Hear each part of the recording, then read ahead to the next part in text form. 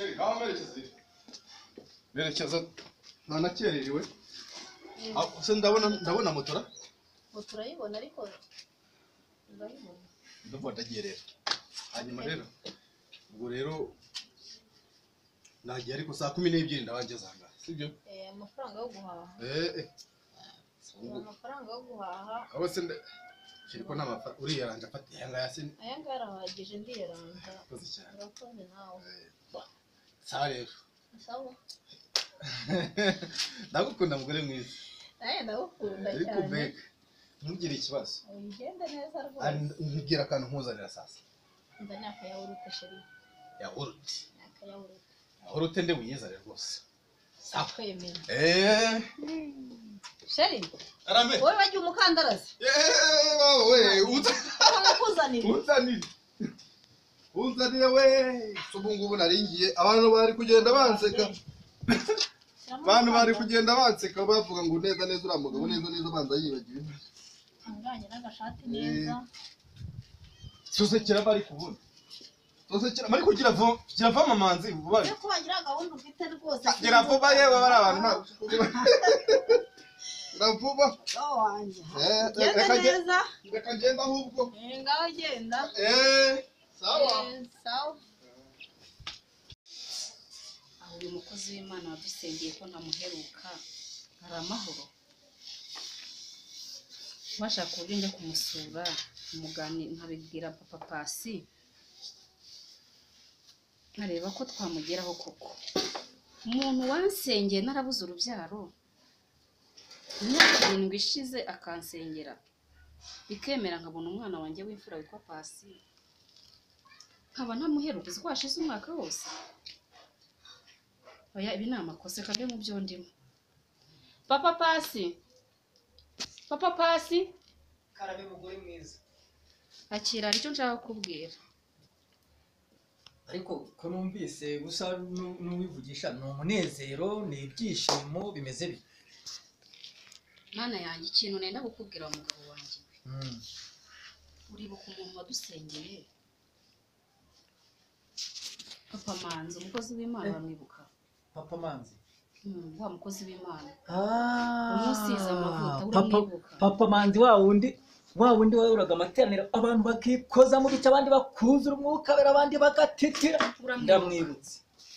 Uriya muntu uribuka ikibazo twari dufite. Ndakibuka. Ariko uriya mukozi w'Imana uretse n'ibyo muri iyi minsi umutima wanjye warandi urigaranzura ngiye kumva numva unyumukeje wa mukozi w'Imana nibuka amavuta yarasize mpita nibuka ibihe twagiranye nibuka aza gusenga mu rugo ndibuka duhanurira ibintu bigasohora nibuka ibintu bikomeye yatubwiye kandi byose niko twabibonye ndamwibuka ahubwo reka mubwire oya reka mbanze mubwire umwuka ndimo nukurimo numwe Imana yaduhuje yabibonye ko izajya idukoresha mu gihe kimwe mbega reka nkubwire mutware mwiza yego umugore mwiza reka ibi tubivemo tujye gushaka umukozi w'Imana ibi ntushaka kubona byoroshye reka nawe no kongera gusengana nawe tugasubirana byabiye twahoranye nawe reka nkubwire ikintu ngukumbira kimwe wabijemo wambaye neza ubundi umukozi w'Imana ikimuranga aho ari hose haba mu nzira ahora yambaye neza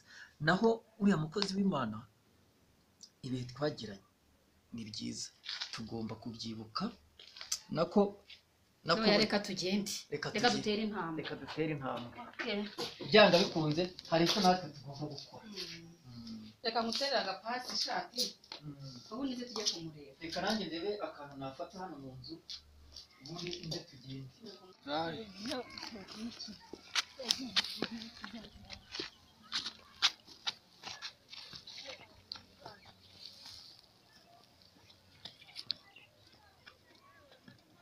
naje kwitegura nanjye nari ndangije reka nze tugende nese bapasi turasa umukozi w'Imana nta kintu tumushyiriye koko n'ibintu yadukoreye madamu mwiza rero umugore wanjye nkunda rwose Imana yampaye tugahuza umutima ubundi reka mbanze nkubwire mbere nari njyenyine ntuzuye ndi igice ariko waraje uranyuzuza niyo mpamvu ngukunda cyane uyu mukozi w'Imana rero nkurikije ibintu Imana yamukoresheje ubundi cyaraziraga na kera kugenda ukajya kureba umukozi w'Imana ugiye imbokoboko cyangwa ugiye amaramasa ariko kuko bisa naho bidutunguye ntabwo umuntu yabura icyo amuha turagenda mfite agasheke hano kandi kariho ikintu kigaragara burya ikintu uza umukozi w'Imana uzakigira ibanga kugira ngo bizasa naho bimutunguye kuko igituma umuntu ashima Imana akayishimira ibyo ikoze nuko imutungura urumva natwe Imana iraba idukoresheje kandi Imana iragendana natwe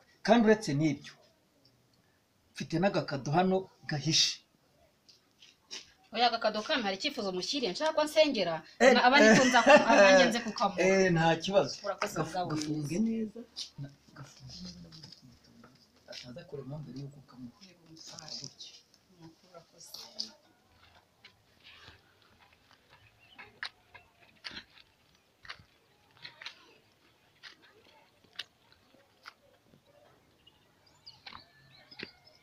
ari ubaye ubuza wageze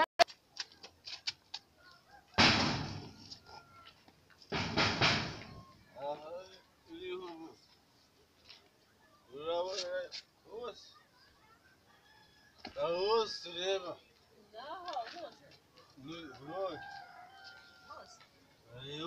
urebye umugore